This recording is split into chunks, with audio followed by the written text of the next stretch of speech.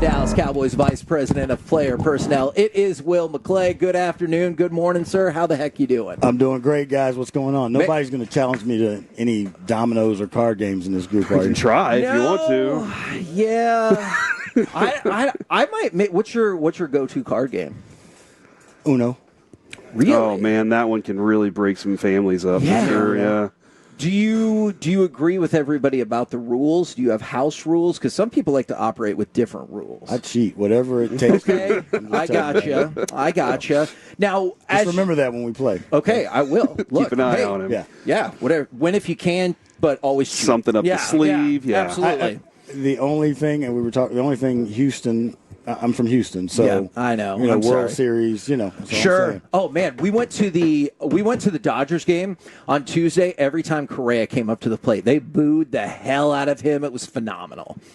Haters. Yeah. Oh, okay. Well, there you go. All right. So there's a whole lot of players, I'm sure, that we all want to know about, thoughts on camp in general. One of the things that we have noticed straight away, even before the pads come on, the pace of these practices seems to have accelerated quite a bit. Yeah, I mean that's Shadi's mantra, and what we wanted to bring.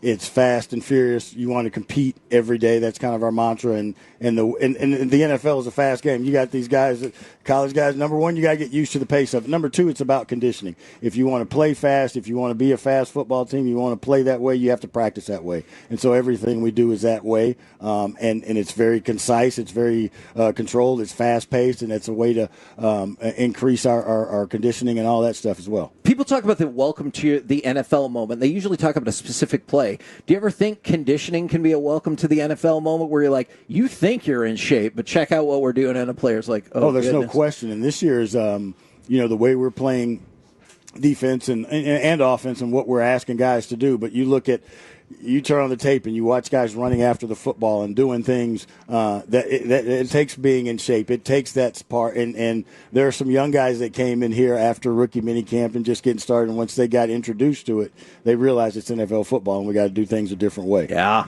How do you identify toughness as a trait in a player when you're watching them, even as you're building the draft or as you're checking them out as a veteran? It's just continually watching. I mean, the guys are going to be put in situations that are you got to make a decision to put your face on somebody else. You got to make that decision to do that tough thing. And the more opportunities we put you in that situation or view you in those environments, that's when I can tell if you can do it or not. Like a guy like you're watching Booker and then you're digging into his background and you see, oh man, that thing right there, he did this, and maybe it was something that he was doing at the house. Yeah. You're like, that right there, that shows, and it just sticks in your head a little bit. You're like, I keep going back to this with this guy. Coach always talks about it. Tells the players you're always being evaluated, and we have to evaluate everything. And so there are key moments. There's little things like guys being in the, even in the chow hall, you watch them. Who picks up their plate? Who does? You're looking for all these different things. And when it gets out there on the field, it's those instances where, hey, that's a tough situation, and he made the decision to do that. Now, does he do it continually? And that's who the guy is. And so you want to see guys do that repeated action. You want to see them do it again and again, and that's who they are, and that's what we look for. Now, you're assessing these guys still. Yes. You've already gone through the draft process. Now you're assessing these guys, watching them, keeping an eye on them. You're assessing the rest of the league at the same time. How fluid is your job right now? Very fluid. I mean, there's camp, there's injuries, there's all these things that can happen. You go back to last year, we felt pretty good about what we were doing. We lose 5 defensive ends, we lose 5 corners. Those are very hard positions to replace, especially at a high level. So you've got to be prepared for that. So it's always working, always trying to get there. We've got a great group of scouts, and what we do is the college scouts are here now. Their number one job is to go on the road and know about colleges, but we also ask them to go do pro games so that they know what's playing, and they also give us, extra eyes on the road to watch all these other teams. We're always looking and always trying to improve. And if you guys had leftover salary cap space and there was one of the best in the entire NFL at their position that just got waived, you might take a look at that. I mean, yeah, sure.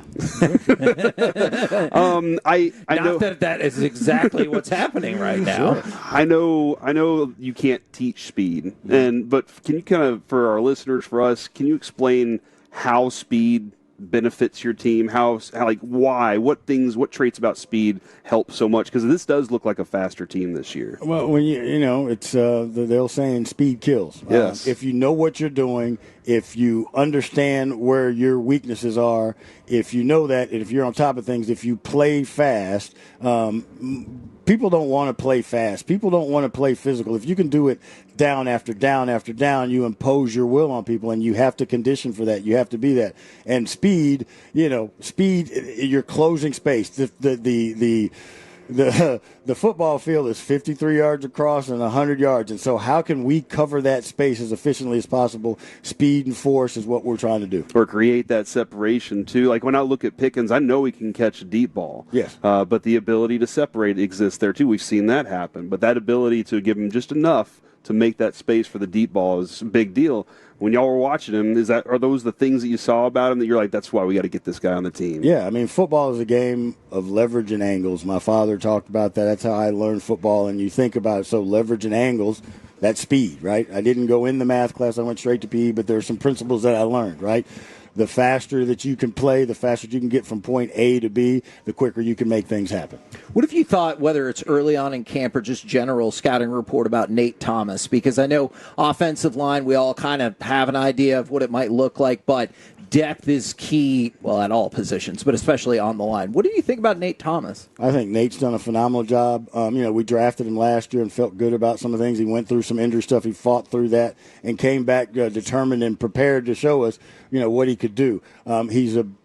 We've worked him at guard, but then he's showing some tackle things. He's a big, athletic, strong guy that's very, very powerful. And, that's how you win the league. You got to move people. And so he has those traits to do that. Do you get the sense from this team, it seems like so many of the players have been talking about players who are coming back from injury and rooting for them. Now, you mentioned some of the issues that Nate Thomas had. Obviously, we've heard a whole lot about people rooting for Sam Williams. How cool is that to see the players come back, but also to see the players who have been healthy the whole time be like, I'm so excited that guy's back? Yeah, I mean, that's when you build a team. One of the most, the hardest things to do in sports is get a group of people to believe in each other and have this and truly believe in each other. Sure. So when you have guys that see how hard people work and what that means to them, if that part of your team is right, and that's what Shotty's done and the coaching staff has done, is made everybody feel a part of it, and that connection is important. That has to be a genuine connection. So when you see guys battle through, like Sam Williams, the number one thing that Sam wants to do is be a Cowboy and play and contribute. That's in his heart, right? And then to not be able to do that and then see him fight and come back, that inspires people, because it's 100%. That's what he's all about. And he wants people in the boat with him that way.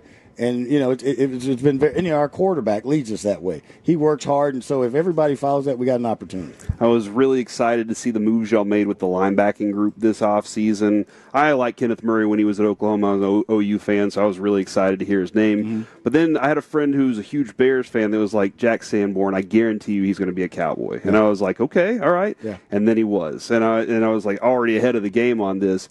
What can you tell me about Jack Sandborn, the reason he's on this team?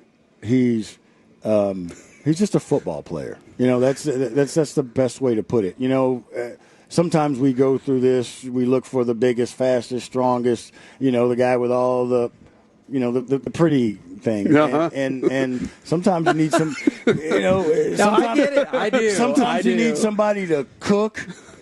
Yes. do the right things all the time, and that's what you get from Jack. He's a very instinctive football player, and he might not run a 4 or 5 on the clock, but because of how he sees things, how he reacts, and how intentful he is once he gets there, that makes you play a lot faster. I love that description, because I know there's some people out there that think he's just a football player, is like, not necessarily an insult, but kind of like, yeah. And I'm like, but when you hear from the coaches, they mean like what you just said. They don't have the prettiest numbers, but watch him out there. You're like, he did exactly what we needed him to do there. He did exactly his assignment right there. And especially at that position requires you not only to take on these men that weigh 300 pounds and get them off and find the ball, but there's so many things that you have to do to make it all happen. And so the quicker that you see it and the more intentful that you are in doing that, the faster you play. We talk about play speed and regular speed. A guy can run a 4.4, but he plays at a 4.7. Why? Because he doesn't see things. He doesn't react. He doesn't make that decision to do what he needs to do at the right time.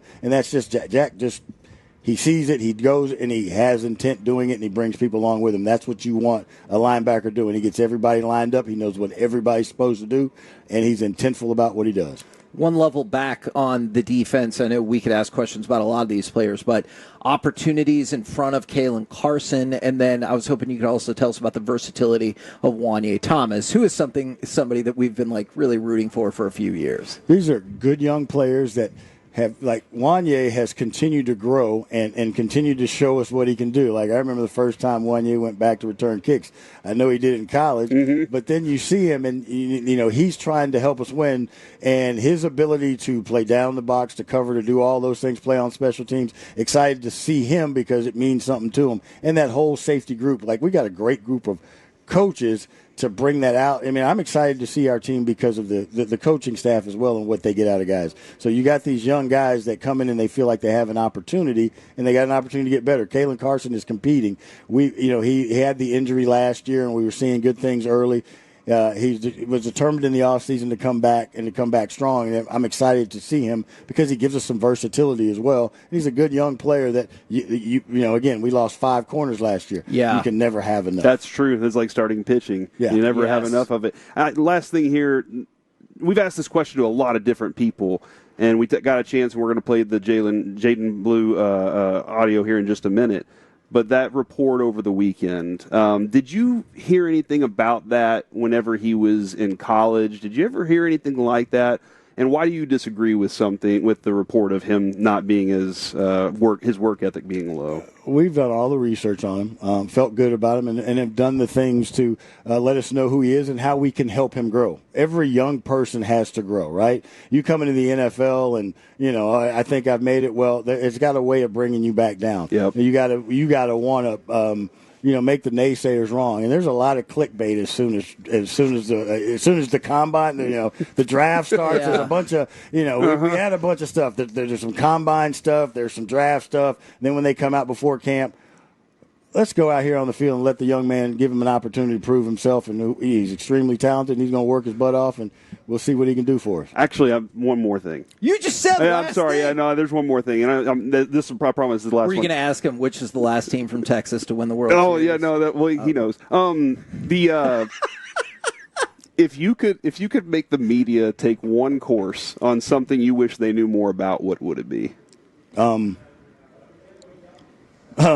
Human decency. Okay. Honestly, because the people in this business, because we're in this business and people make money, whatever, you feel like you can say or do whatever, right? Right. These are young men. These are people that go through things, and they're trying to get there. And there's empathy goes a long way let's see what happens. Don't determine anything about a guy right now. We've all grown. I remember first time I met you, you didn't speak English very well. Now look at you. You're on the radio. There you go, ladies and gentlemen. Will McClay brought to you on the Wild Pork Foods Hot Seat, wildporkfoods.com, elite game day grilling favorites.